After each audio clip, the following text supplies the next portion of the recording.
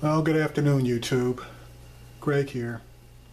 I have been wanting to make this video for a couple of days, and I finally just got off my butt and basically decided to do it.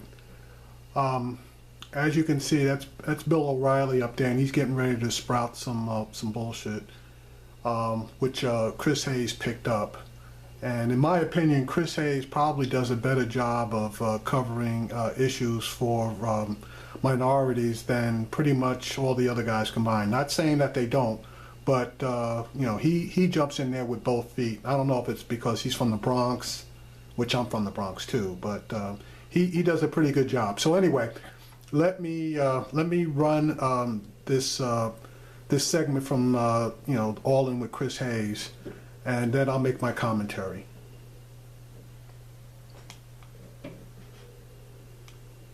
Black boys being murdered in the context of Ferguson.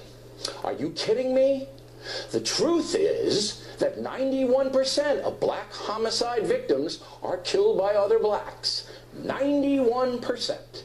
Yet that woman tries to mislead folks by accusing American law enforcement of shooting down young black men in the streets. As we've been covering recent police shootings of African Americans and the protest movement that first sprang up in the wake of Michael Brown's death last summer, people like Bill O'Reilly have argued it is essentially a made-up problem. And examples of black men targeted by law enforcement are exceptions to the rule inflated by activists and liberal media to score political points. A part of the issue is our reliance on anecdotal evidence. As the director of the FBI himself has pointed out, this country just doesn't collect good data on the number and circumstances of people killed by police each year. You could tell me how many people the absolute number bought a particular book on Amazon. It's ridiculous that I can't tell you how many people were shot by the police in this country. Last week, last year, the last decade. It's ridiculous. Now journalists at two major media organizations are filling in the gaps. The Washington Post and The Guardian just published eye-opening statistics on deadly encounters with police in 2015.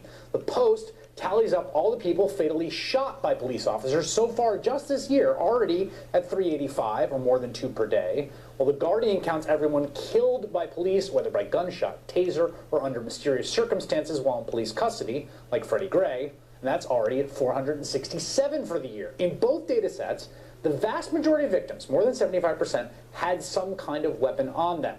And overall, the demographics are pretty evenly split between whites and people of color.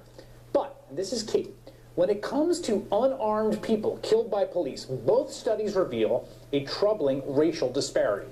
The Post found that 2/3 of unarmed victims were black or Hispanic, while according to The Guardian, more than twice as many African Americans than whites were unarmed when killed by police, 32%. Compared to just 15% of whites. The vast bureaucracy of the U.S. government spends a lot of taxpayer money on counting things. As The Guardian points out, it counts the average hours per week that American men spend on lawn care, almost 2, in case you're wondering. Counts how many women between the ages of 15 and 44 currently use contraception. That's just shy of 62%. It even counts nut consumption among non-Hispanic white men over the age of 20, about 42% of whom ate nuts on any given day in 2009 and 10. The federal government counts all those things, yet it doesn't count the number of people killed by police officers every year. Joining me now, Wesley Lowery, national reporter for The Washington Post, John Swain, senior reporter for The Guardian. You guys have both been covering police shootings and death in police custody, covering protests to them, and I think have both arrived at the same conclusion we all have in covering this is we just don't know what's going on because the data is no good. Wes, maybe you can tell me how you guys actually put this together to fill in the gaps. Definitely. I think that, and I think we used very similar methodology that The Guardian used as well in terms of piecing together these two databases. Initially, what we all saw when we started covering these stories last year and prior to that is that there was no data, as you pointed out. The government tracks all types of things, but does not track the number of people killed. In part because police departments are not required to say to anyone when they've killed someone. Many of them are not required to even report it at the state level, much less to the federal level. And so the number that exists federally, the FBI puts out every year, is woefully inadequate. Only 400 of roughly 15,000 police departments are contributing to it. And so as we try to do comparisons, as we try to track, is this something getting worse, is this something getting better, none of us could do it. And so the best measure right now is media coverage. Right. In most cases, if someone's killed by a police officer, some local media writes about it. And so you guys use a similar methodology. You just sort of comb through and find instances in which this has been reported in the media as opposed to some official channel. Partly that. I mean, as Wes says, local media outlets are a good source for areas that we don't cover ourselves. But we have found that traditional reporting is also needed. We found 5 people in our database who were never publicly named. We found that pretty shocking. We found 5 people, 3 in Texas, 2 in California. They were just never reported. And they died in police custody? Died in police custody. It was noted in reports that someone had died, but they were never named. And, you know, we think that that just shows that these figures and the information about how these people died and who they were are just so sorely needed. I want to talk about racial disparity, because what leapt out to me here is you have people, a certain kind of skeptic, who says, well, look, yes, you guys are focusing on African Americans, but there are white people shot by cops as well. And also you would expect some disparity because the criminal justice system is racially disparate in general, right? Police encounters are racially disparate in general. But what we see is a distinction in the racial disparity between the broad amount of encounters, right? So in the case of the Washington Post, shootings, and then unarmed shootings, right? And that same disparity shows up, and that is a completely unexplained disparity, but for some kind of racial suspicion, racial bias, etc., right? I think what the figures show is we definitely need this sort of data before we can have this discussion about whether police, certain police forces are racist, about whether black people, Hispanic people are unfairly targeted. There's no way that this debate could be had in any informed way if there aren't official data, official statistics on who and why people are dying. Wesley, having covered this, did those numbers surprise you, the disparity between the sort of overall racial breakdown of people who are shot by police and then those who are shot who are unarmed? It didn't quite surprise me, although it certainly stuck out to me. It's certainly one of the top line numbers here, and it seems to underscore and validate some of the concerns. But as John said, without the official data, I mean, we're all trying to do the best we can, doing through traditional reporting means, through relying on other reports. But what we know is that we're missing some cases. We know that, and without the official data, it's hard to even do these comparisons. A secondary, in terms of speaking to the racial disparities, one thing we also looked at was how these encounters were initiated, and also what happened when what immediately precipitated the shooting. And another thing we noticed was that if you were to compare the white armed universe to the black armed universe, in more cases, a higher percentage of the cases, a white armed suspect is shooting at the officer, is engaging the officer, while a black or Hispanic suspect is in fact more likely to be running away, even if they have a gun or a knife. Those types of analyses are impossible to do at the highest level unless we have real official data we can really rely on. You know what also stuck out to me in both these analyses is, the vast majority of people are armed, right, in these cases, and it is a reminder, right, that police in America encounter lots of people with guns all the time. I mean, that's we are obviously focusing on the people unarmed for very obvious reasons, and I think completely legitimate reasons. But it is a reminder about the percentage, just the amount of the prevalence of guns in America and how often police officers encounter them. I think that's right. If you look at our database, if you look through the stories of the people that died, some of them are pretty bad guys. There are armed people, there are massive drug operations going on that police encounter where they are shot at, as Wes says, where they are facing these dangerous situations where if they are going to be armed, then they're going to fire back. And I think there is a lot in these databases for the law enforcement community to like. Why wouldn't they want the general public to know that the vast majority of people who are killed in encounters are armed themselves? For obvious reasons, the cases that catch the eye, the cases that catch the attention of the media, are cases where people were unarmed, are controversial cases where perhaps the law enforcement officer was not justified.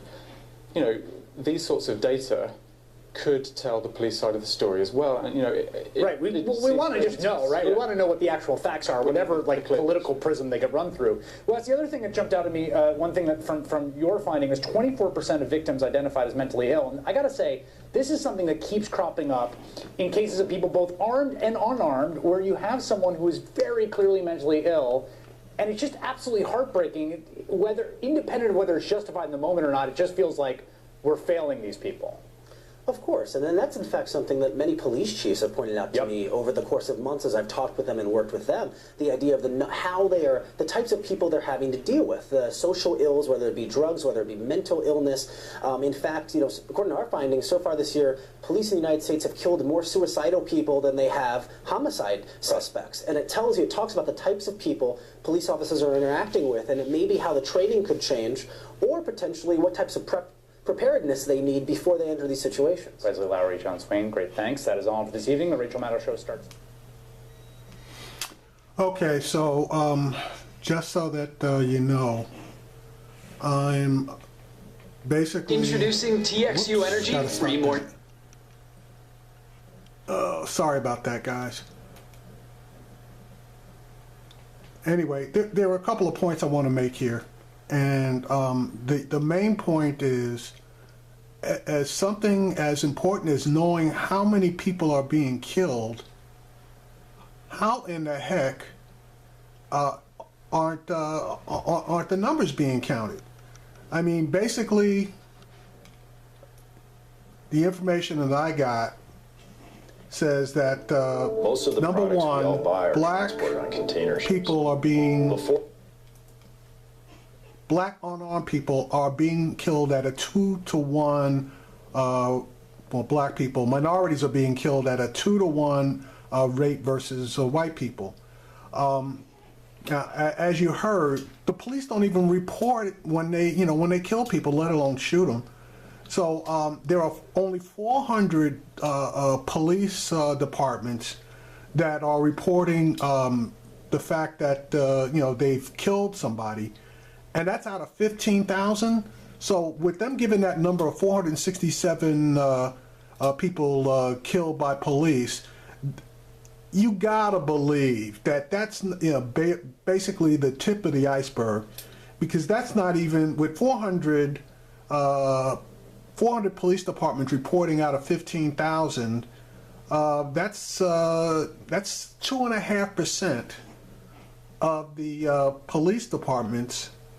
I'm sorry, that's only approximately, it's about 2.5% of the police departments that are actually reporting. So, that's ridiculous. And the next time Bill O'Reilly or Sean Hannity start asking questions about black on black crime and how come we don't know the names of the victims, your response should be, well, since it's up to media to cover this, and media is basically owned by white people, quote unquote, Jewish people as well, how come you guys aren't covering all of these killings? How come ABC, CBS, NBC, Fox, MSNBC, CNN, how come all of you guys, which are all owned by white people basically, how come you guys aren't covering all of these killings? And let's see what he says then. Probably gonna fall back on some bullshit about, well, we don't have the resources, or some stupid crap like that. Okay, one other thing that if you noted, since all of the murders, deaths by police aren't being reported, and specifically, they mentioned 5 people killed that were never even named. And I believe it was said that they were in police custody, but I don't want to be 100% sure of that particular statement. But bottom line is, there's your numbers done by 2 quote-unquote reputable sources. And now we got a little bit more ammunition, I guess, to rebut a lot of these statements. But again, the main 2 issues are, they don't even count the number of deaths caused by police. And only 400 of 15,000 police departments actually report killings by police. So, I mean, you make your own call. You guys have a great day, and I will talk to you later.